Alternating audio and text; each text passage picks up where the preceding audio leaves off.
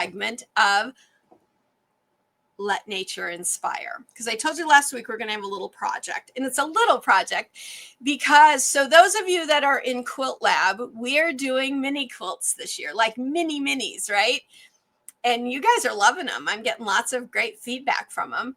But some of you that aren't in Quilt Lab, since Quilt Lab kind of went underground a little bit and is a completely private scenario now, I've gotten lots of things that you're so sad that you're not going to get the chance to make any of those quilts, and that you like minis too. I hear you. I hear you. So tonight's little Let Nature Inspire piece is an 8x8 finished mini. Okay. I hope you guys like that. So last week, now the information for it, the packet for it is at the website. It's just like a couple dollars, like literally just a couple dollars for that. If you want the information for putting it together, the cutting, all of that. Okay. And it's not even $5. I'm pretty sure it's not even $5. So it's really inexpensive, but you have to have your Build a Quilt set, right? Your basic combo set if you want to get the digital stuff. All right. So last week I showed you the summer version of this magazine called In Her Garden. The picture I chose for this mini quilt actually comes out of this issue, which was their spring issue. I'm sure it's not on the shelves anymore, but I'm guessing if you call them or write to them, email them, they might be able to get you a copy if you're interested. So the picture I chose, and I love it, is this one. Isn't that gorgeous? Those flowers. Now, this is just a beautifully stylized picture, right? The flowers on the saddle. But the reason I liked this is because we not only have the colors from the saddle, we have the colors from the flowers. We have the colors in the saddle. And look, that saddle has more than one color. It's got a deeper brown, a lighter brown. That's almost black there. So there's lots to this. There's the gate in the back, or the fence in the background. There's whatever this light color. I know it's the grass that has been like blurred out, but it came up as a really beautiful light color. I think it was Kathy, you just mentioned, I think earlier, liking silver or gray. So even in here, there are some like silvery gray greens in here in this picture. So what I've done is I have put together a special little star mini for us using this picture as my guide for my colors. In this, you are going to get the exact colors I used, okay? So let me show you our little finished star mini. It's a pinwheel star. We're just calling it Let Nature Inspire. Now look at it. Look. With, here, can you see both together? There we go. Look at it. See how I picked out the picture, the colors from the picture? Isn't that nice? So I would never have thought to put yellow in this. I would have never have thought to put these necessarily together, but they're gorgeous there and they're gorgeous there. Let me talk to you about the fabrics. So the background fabric on this one, I know it looks like the candlelit that I normally use. It is not. It is the lightest creamy pink. It's a creamy pink. It is so light. It's like somebody took one drop of pink and stood 10 feet away from a big sheet of white and just went and blew a kiss at it and blew that pink all over it. That's how much pink is in this creamy color. Not much at all, like barely any. You don't have to use that color though as the background. And we're going to look back at our inspiration picture and I'll show you why in a minute. But then I chose a medium and a darker green. And in the pattern pack, it tells you like a light green, and a medium dark green. So I'm considering this one my light and this is my dark, but you could do a light and a medium or a dark green here because we have both of darks and lights in here. Then I chose 3 pinky salmon colors from in here, a dark, a medium, and a light. So I have a light, I have my medium, and I have my dark. And I know on screen that looks a little more red. It really in person is a deep salmon color. Trying to think what salmon that would be. I know you guys don't care. And then this yellow is the closest I had, but look at the picture though. In here, like in here, it's hard to see, but there's yellow in there. It's even lighter than this yellow. So when you're picking a yellow for it, according to the pattern instructions, pick something that is the lightest yellow you can get. Something, again, that looks like somebody just blew a little bit of yellow onto a piece of white fabric. That's all you need. And then that's all the colors. So I picked 3, 4, 5, 6, 7 colors really from this photo. I chose 3 salmons, a light, medium, and dark, 2 greens, a light and a medium or a dark. And I chose this really super light pinky cream color. You could choose, just like in mine, I chose that, but you could do white if you wanted to pick up the white. But here's the thing. If you don't like a white background, let's look at this. What else could we do here? We have this whole saddle thing going on. Now, I would not put that in like my actual star. For me, you could, but I wouldn't put it in my star because I kind of want this star to represent the idea of these flowers. That's the nature part that I really want to bring out in this little mini quilt. But we've got this whole saddle here. Now the dark brown might be too much for the background, but what if you took, like, see there's this light in here, this really light color brown. What if you took something really super light beige, kind of like that light beigey color I showed you guys last week, and use that as your background? So for here and all of it, so wherever that creamy ivory pinky color is, put that lightest brown. It would totally change your star. It would change it from this bright summer star to more of a soft, subdued star. No season involved, but it would turn out beautiful that way. It could really be lovely. And it could really be a great way to switch up your background colors. Rarely do I use a brown in my quilts, but for something like this, some light beigey brown could really be beautiful. And this helped me realize that, because it's not something I naturally lean to or think about.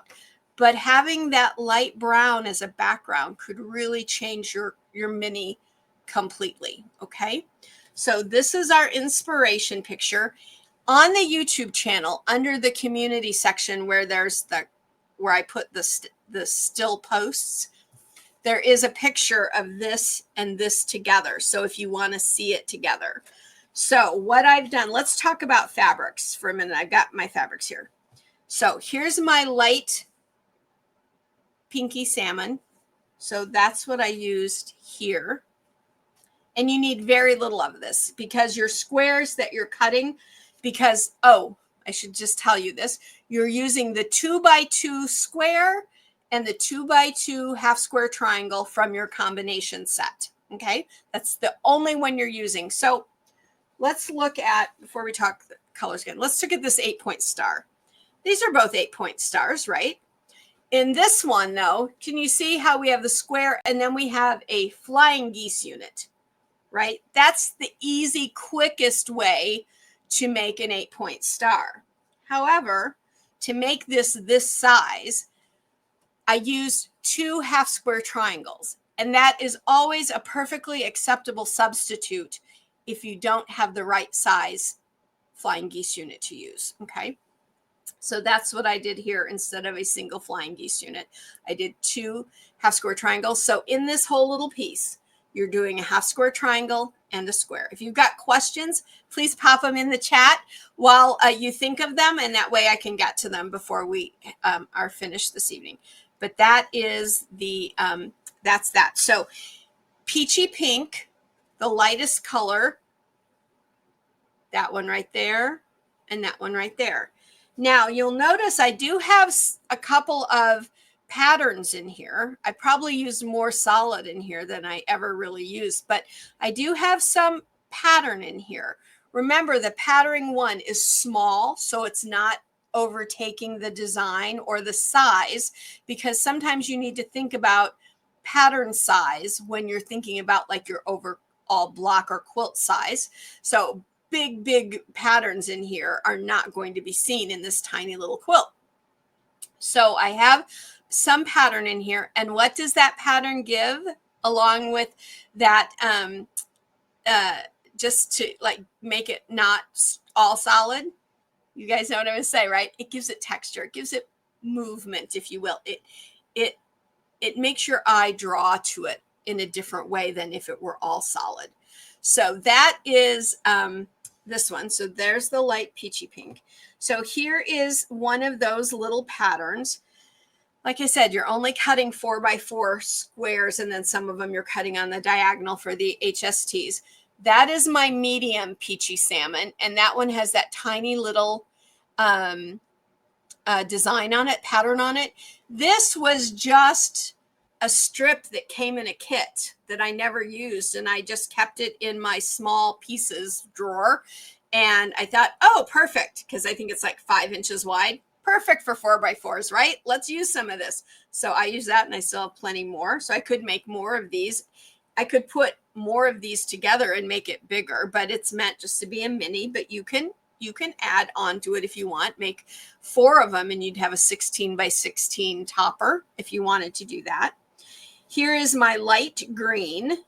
And this one again. Now, this is kind of a crazy, right? It's kind of a crazy pattern when you think about it, all these little arrows.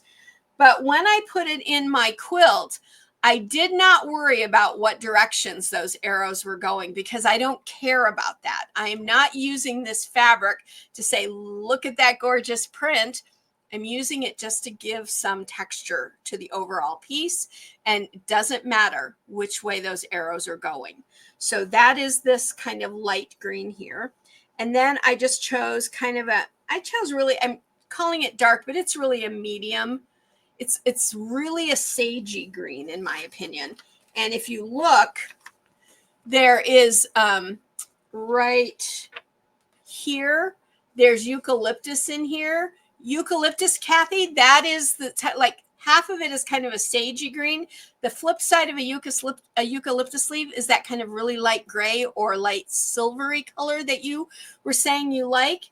And so that's a great way to put something like that in here. You could use this color, or this color that has a light gray pattern on it would be beautiful. So that's the way to get that color in this piece, is when you choose your color for your dark, find something with a little light gray in it, and you can get that mixture of it right in there.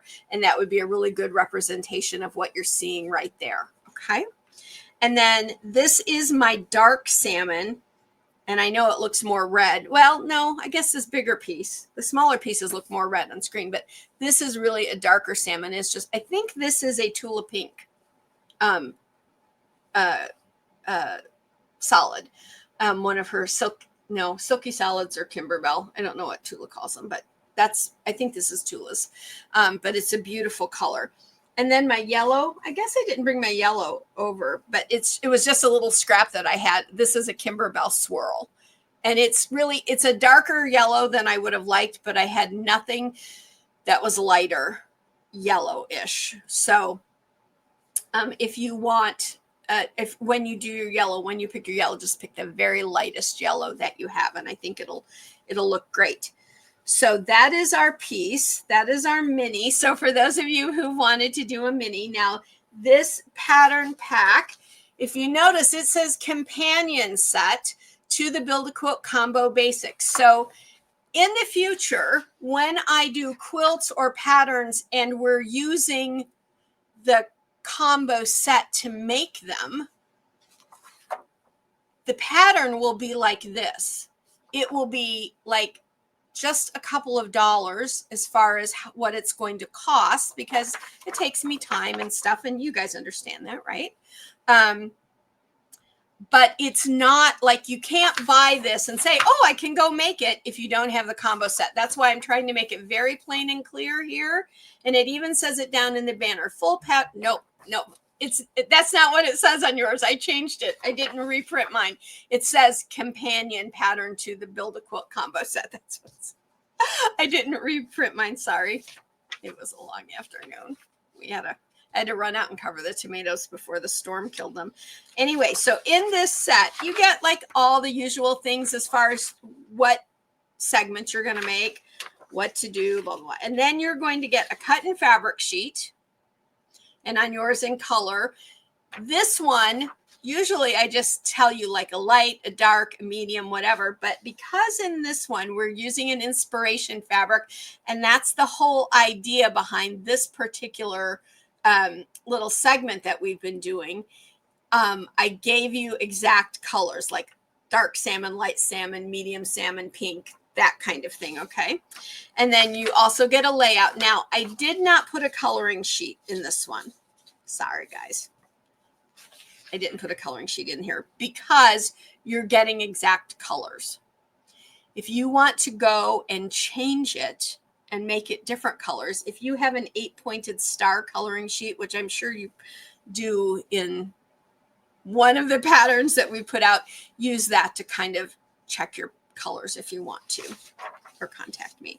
And then that's basically it, because all the how to make it, all the video stuff, that is part of that combo set. You'll get the segment pieces that you need for making it and that sort of thing.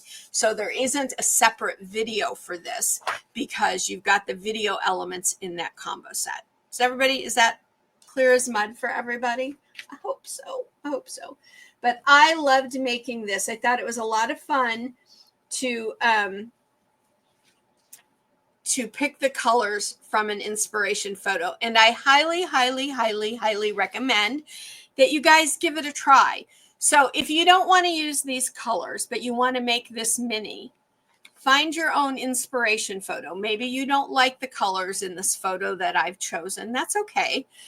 Pick your own photo, something from nature, and you're going to need, if you take away the background color and you just make it white, you're going to need 6 colors, okay?